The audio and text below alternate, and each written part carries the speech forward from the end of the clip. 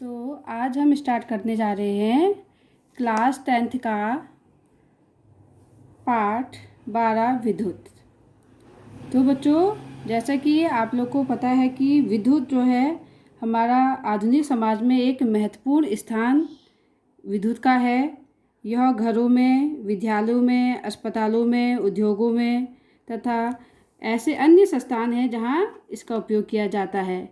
ठीक है ना। और ये सुविधाजनक ऊर्जा का एक रूप भी है जिसमें किसी विद्युत परिपथ को कैसे प्रभावित होता है। अब आप इसमें पढ़ेंगे कि किसी विद्युत परिपथ में कैसे प्रभावित होती है, विद्युत धारा कैसे प्रभावित होती है और कौन से इसके कारक हैं जो विद्युत परिपथ की विद्युत धारा को नियंत्रित करता है या नियमित करता है। ठीक, तो इस अध्याय में हम इस प्रकार के प्रश्नों के उत्तर भी देने का प्रयास करते रहेंगे और साथ में विद्युत धारा के उसमें प्रभाव और उसके अनुप्रयोगों की भी चर्चा हम इस लेसन में करेंगे। तो अब हमारा स्टार्ट होता है। फर्स्ट पॉइंट आता है इसमें आवेश। तो बच्चों, जैसा कि हमको पता है आवेश, चार्ज, जो आवेश होता है परमाणु का एक मूल कण होता है बच्चों। ठीक, यह धनात्मक भी हो सकता है और ये ऋणात्मक भी होता है बच्चों। जैसे कि हमें पता है कि कोई भी एटम है, कोई भी वस्तु है, वो क्या है, ये देखिए, ये हमारा क्या है, कोई हमने एक एटम है। और एटम जो होता है हमेशा क्या होता है, हमारे 3 मौलिक कणों से मिलकर बना होता है। इलेक्ट्रॉन, प्रोटॉन और हमारा न्यूट्रॉन बच्चों। ठीक, जो इलेक्ट्रॉन होता है इस पर माइनस चार्ज होता है और इसका जो इलेक्ट्रॉन होता है इसका जो हमारा प्रतीक होता है, इसे हम इसको रिप्रेजेंट करते हैं और इसके ऊपर क्या होता है, माइनस, यानी कि इलेक्ट्रॉन हमारा ऋणावेशित होता है। और जो हमारा प्रोटॉन है इसको हम पी से रिप्रेजेंट करते हैं और ये क्या होता है, पॉजिटिव चार्ज लिए होते हैं, यानी कि धनावेशित भाग होता है, पार्ट लिए होता है। और जो न्यूट्रॉन होता है इसको हम एन से रिप्रेजेंट करते हैं और ये क्या होता है, न्यूट्रल, इस पर कोई भी आवेश नहीं होता है। तो देखिए बच्चों, हम आपको यहाँ पे आवेश समझाने की बात कर रहे हैं। तो आवेश क्या है, आवेश परमाणु का वह मूलतः कण होता है जो धनात्मक भी हो सकता है और ऋणात्मक भी हो सकता है बच्चों, है ना। यानी कि परमाणु हमारा 3 मूलतः कण इलेक्ट्रॉन, प्रोटॉन और न्यूट्रॉन से मिलकर बना होता है। जो इलेक्ट्रॉन और जो प्रोटॉन होते हैं ये क्या होते हैं, जो इलेक्ट्रॉन होते हैं ये परमाणु के बाह्यतम कक्षाओं में उपस्थित होते हैं बच्चों, जैसे कि आपने पहले अध्याय 4 में आपने पढ़ लिया है। ठीक, और जो प्रोटॉन और न्यूट्रॉन होते हैं ये एटम के मध्य भाग यानी कि हमारे नाभिक में उपस्थित होते हैं। इसको हम क्या बोलते हैं, नाभिक बोलते हैं। ठीक, नाभिक में क्या होता है, हमारा प्रोटॉन और न्यूट्रॉन होता है और बाह्यतम कक्षा में हमारे इलेक्ट्रॉन उपस्थित होते हैं। और इन पर जो ये आवेश होता है, ये जो आवेश होता है ये धनात्मक भी हो सकता है और ये ऋणात्मक भी होता है। यही क्या है, हमारा आवेश है बच्चों। ठीक, तो देखिए, आवेश परमाणु का एक मूलतः कण होता है, यह धनात्मक भी हो सकता है और ऋणात्मक भी हो सकता है। ठीक, सेकंड, समान आवेश एक दूसरे को प्रतिकर्षित करते हैं बच्चों। देखिए, अब जैसे कि बच्चों हमें पता है कि प्लस और प्लस चार्ज, हमेशा अगर प्लस और प्लस आवेश एक साथ होंगे तो ये एक दूसरे को क्या करेंगे, प्रतिकर्षित करेंगे बच्चों, यानी कि एक दूसरे को रिपल करेंगे, एक दूसरे से दूर भागेंगे। ठीक, नेक्स्ट पॉइंट, असमान आवेश एक दूसरे को आकर्षित करते हैं। अगर हमारा एक पॉजिटिव चार्ज और एक माइनस चार्ज है, ठीक, अगर ये 2 आवेश पास आते हैं तो ये एक दूसरे को क्या करेंगे, अट्रैक्ट करते हैं बच्चों। ये क्या करते हैं, एक दूसरे को अट्रैक्ट, यानी कि एक दूसरे के पास आते हैं। ठीक, और जबकि जो समान वाले होते हैं ये क्या करते हैं, एक दूसरे से भागते हैं, यानी कि एक दूसरे को आकर्षित करते हैं। ठीक, जैसे कि माइनस माइनस भी क्या है, एक समान आवेश है, ये क्या करेगा, एक दूसरे से दूर भागेगा। ठीक, अगर माइनस और प्लस होते हैं ये दूसरे क्या करेंगे, एक दूसरे को अट्रैक्ट करेंगे, एक दूसरे की ओर को क्या होंगे, आकर्षित होंगे बच्चों। ठीक, ये पॉइंट हमारा क्लियर हो गया। फिर आता है हमारा आवेश। आवेश का एसआई मात्रा कूलाम यानी कि सी होता है। ठीक, कूलाम को हम सी से रिप्रेजेंट किया जाता है बच्चों। ठीक है, ये 1 नंबर का क्वेश्चन भी आ जाता है कि आवेश का एसआई मात्रक क्या है। तो आवेश का एसआई मात्रक हमारा कूलाम, जिसको हम सी से रिप्रेजेंट करते हैं बच्चों। ठीक, तो 1 कूलाम आवेश इक्वल टू 6 × 10⁻18 इलेक्ट्रॉनों पर उपस्थित आवेश के बराबर होता है। ठीक है, या आप कह सकते हो 1 इलेक्ट्रॉन आवेश में इलेक्ट्रॉनों की जो संख्या होती कितनी होती है 6 इंटू 10⁻18 होता है। या एक इलेक्ट्रॉन का, तो हम देख लेते हैं, एक इलेक्ट्रॉन का आवेश इक्वल टू 1.6 इंटू 10⁻19 कूलाम। ये किस पर है हमारा इलेक्ट्रॉन पर, यानी कि एक इलेक्ट्रॉन बराबर कितना होगा हमारा 1.6 इंटू 10⁻19 कूलाम। कैसा होगा, ऋणावेश होगा। क्यों, क्योंकि मैंने बताया था अभी आपको इलेक्ट्रॉन पर कैसा आवेश होता है, ऋणावेशित होता है। ठीक, तो देखिए बच्चों Q equal to N E, Q equal to N E. N देखिए जो हमारा Q है क्या है, कुल आवेश, जिसको हम कैपिटल Q से रिप्रेजेंट करते हैं। और जो हमारा N है स्मॉल n, ये हमारे इलेक्ट्रॉनों की संख्या है। ठीक, और जो E है हमारा क्या है, एक इलेक्ट्रॉन पर आवेश है। ठीक हो गया। अब आता है हमारा वैद्युत धारा। तो वैद्युत धारा क्या है, वैद्युत धारा इलेक्ट्रिक करंट यानी कि आवेश की प्रवाह की दर को वैद्युत धारा कहते हैं। आवेश की प्रवाह को वैद्युत धारा कहते हैं बच्चों। अब देखिए बच्चों, आवेश मैंने अभी भी बताया था, आवेश क्या होता है, किसी भी चालक में जो हमारा इलेक्ट्रॉन होते हैं, ये इलेक्ट्रॉन, ठीक, इलेक्ट्रॉनों के, अगर इलेक्ट्रॉन हमारे इस डायरेक्शन में फ्लो कर रहे हैं तो जो वैद्युत धारा होगी इसके विपरीत डायरेक्शन में फ्लो करेगी। ठीक, अगर किसी चालक में क्या होता है बच्चों, इलेक्ट्रॉन होंगे, इलेक्ट्रॉन होते हैं ये, ठीक, और जो वैद्युत धारा होगी वो हमारे इस इलेक्ट्रॉनों के विपरीत डायरेक्शन में फ्लो करती है। यानी कि आवेश की प्रवाह की दर को ही हम, आवेश की प्रवाह की दर को हम क्या कहते हैं, वैद्युत धारा कहते हैं। ठीक है, तो वैद्युत धारा इक्वल टू आवेश अपॉन समय, यानी कि वैद्युत धारा को हम I से रिप्रेजेंट करते हैं। I equal to Q upon T। Q क्या है यहाँ पे हमारा आवेश और T हमारा समय। तो देखिए इस सूत्र से भी हमें इसकी डेफिनेशन ज्ञात होती है।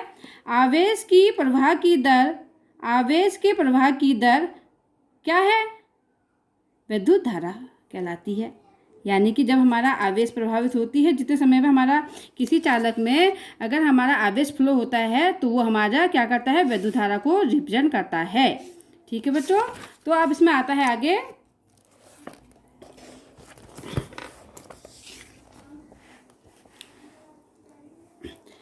अब आता है धारा का एसआई मात्रक एम्पियर। अब धारा का जो मात्रक है बच्चों, एसआई मात्रक हमारा एम्पियर होता है, जिसको हम ए से रिप्रेजेंट करते हैं। ठीक हो गया। तो एक एम्पियर इक्वल टू क्या होगा, एक कूलाम अपॉन एक सेकेंड, यानी कि सी क्या है, कूलाम का शॉर्टकट फॉर्म है जिसको हम सी से रिप्रेजेंट करते हैं, और एस हमारा सेकेंड। ठीक, तो वह एक एम्पियर इक्वल टू क्या होगा, एक कूलाम अपॉन एक सेकेंड, तो जो मैंने यहाँ पे लिख रखा है। और एक मिली एम्पियर इक्वल टू कितना होगा, एक milli ampere equal to 10⁻³ ampere के बराबर होता है। और एक micro ampere equal to 10⁻⁻6 ampere के बराबर होता है। बच्चों एक मिली एम्पियर को शॉर्ट फॉर्म में ऐसे लिखा जाता है और एक माइक्रो एम्पियर को शॉर्ट फॉर्म में हमारा ऐसे लिखा जाता है। ठीक हो गया। अब आता है हमारा विद्युत धारा को एमीटर द्वारा मापना। हमें पता है बच्चों, जो विद्युत धारा होती है, जो हमारा इलेक्ट्रिक करंट होता है, इसको हम किससे नापते हैं, हम एमीटर द्वारा नापते हैं बच्चों। ठीक, तो एमीटर जो है बच्चों, एमीटर का जो प्रतीक होता है बच्चों इस टाइप का होता है। ठीक, जिसमें हमारा एक तरफ क्या होता है प्लस चार्ज और एक तरफ क्या होता है हमारा माइनस चार्ज होता है बच्चों। ठीक है ना। तो देखिए बच्चों, एमीटर का प्रतिरोध कम होता है बच्चों। जो एमीटर होता है हमारा, ये किस लिए काम आता है, विद्युत धारा को नापने के काम में आता है। और जो हमारा एमीटर होता है, इसका जो प्रतिरोध होता है वो क्या होता है हमारा, कम होता है बच्चों। ठीक है ना। तो इसमें हमेशा श्रेणी क्रम में जुड़ता है। जो एमीटर होता है वो विद्युत धारा में श्रेणी क्रम में होता है, यानी कि श्रेणी क्रम में बच्चों क्या होगा, ये अभी आप आगे भी पढ़ेंगे। इसमें जो होता है श्रेणी क्रम में, ये ऐसे ऐसे ये श्रेणी क्रम होता है। एक होता है हमारा समांतर क्रम, उसमें हमारे जो तार होते हैं वो ऐसे ऐसे जुड़े होते हैं, ये।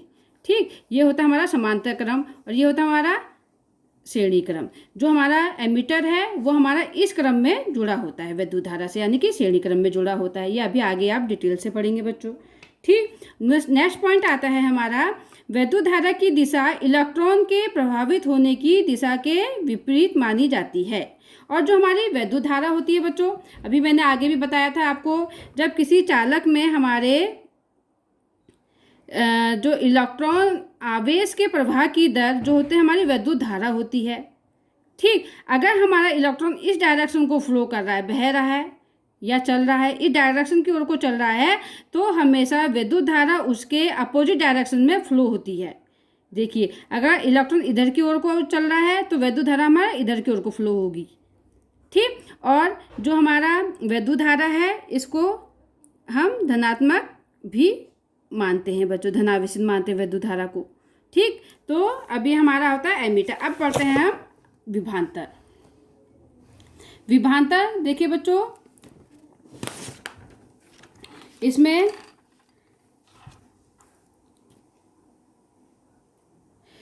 एकांक आवेश को एक बिंदु से दूसरे बिंदु तक लाने में किया गया कार्य विभवांतर कहलाता है। ठीक, एकांक आवेश को एक बिंदु से दूसरे बिंदु तक, यानी कि कोई हमारा सर्किट है, ठीक, एक बिंदु हमने ये कह दिया, एक बिंदु हमने ये कह दिया, एक बिंदु हमने ये कह दिया, एक बिंदु हमने ये कह दिया, तो कह रहा है एकांक आवेश को एक बिंदु से दूसरे बिंदु तक ले जाने में जितना कार्य यानी कि W वर्क होता है वो हमारा क्या कहलाता है, विभवांतर कहलाता है। ठीक, विभवांतर को हम V से रिप्रेजेंट करते हैं, तो विभवांतर बराबर कार्य बटे आवेश, विभवांतर को V, कार्य को W, आवेश को Q, तो V equal to W/Q। SI मात्रक, जो विभवांतर का SI मात्रक है वो क्या होता है, वोल्ट।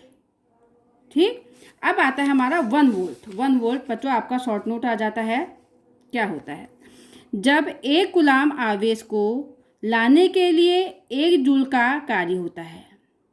क्या है, जब 1 कूलाम आवेश को लाने के लिए 1 जूल का कार्य होता है तो विभवांतर 1 वोल्ट कहलाता है। यानी कि 2 बिंदु, मैंने बताया था 2 बिंदु, कोई भी हमारे 2 बिंदु, इस बिंदु से इस बिंदु तक जो हमारा आवेश को एक बिंदु से दूसरे बिंदु तक लाने में जो हमारा कार्य होता है वो हमारा क्या था, विभवांतर है। अब ये कहता है कि जब 1 कूलाम आवेश को, कितना, 1 कूलाम आवेश को एक बिंदु से दूसरे बिंदु तक लाने पर 1 जूल का कार्य होता है तो वो विभवांतर हमारा 1 वोल्ट कहलाता है बच्चों। क्या कहलाता है, 1 वोल्ट कहलाता है। तो 1 वोल्ट इक्वल टू 1 जूल और कूलाम माइनस 1। ऐसा क्यों बच्चों, क्योंकि देखिए 1 वोल्ट हमारा विभवांतर की जो हमारा V है, जूल हमारा क्या है, कार्य का मात्रक हो गया, और C क्या हो गया हमारा, कूलाम का मात्रक हो गया, कूलाम C हो गया, और आवेश हमारा कार्य हो गया। कार्य का मात्रक क्या होता है, जूल होता है। ठीक, तो ये हो गया 1V इक्वल टू 1J/C-1 हो गया बच्चों। ठीक, अब आता है हमारा वोल्ट मीटर। ठीक, अब वोल्ट मीटर देखिए, विभवांतर को नापने की युक्ति को वोल्ट मीटर कहते हैं। अब वो जो किसी भी सर्किट में जब हमारा विभवांतर फ्लो हो रहा है तो उस विभवांतर को नापने के लिए जो युक्ति यूज की जाती है उसको वोल्ट मीटर कहते हैं, और ये हमेशा पार्श्वक्रम में जुड़ता है। पार्श्वक्रम में बच्चों मैंने भी बताया था आपको, हमेशा पार्श्वक्रम क्या होगा, देखिए पार्श्वक्रम ये है, जब कभी कोई सर्किट जुड़ता है ये ऐसे पैरेलल जुड़ता है, ये हमारा पार्श्वक्रम होता है। तो हमेशा जो है वोल्ट मीटर क्या होता है, पार्श्वक्रम में जुड़ता है। वोल्ट मीटर का प्रतीक क्या है, प्लस, इधर माइनस, और बीच में हमारा वोल्ट मीटर होता है बच्चों। ठीक, तो बच्चों अब इसके आगे का पार्ट आप नेक्स्ट वीडियो में देखेंगे। तब तक ये आपका फर्स्ट पार्ट है और आपने इसको अच्छे से समझना है, और इसका अच्छे से आपने इसको समझना है, अपने नोट्स तैयार करने हैं।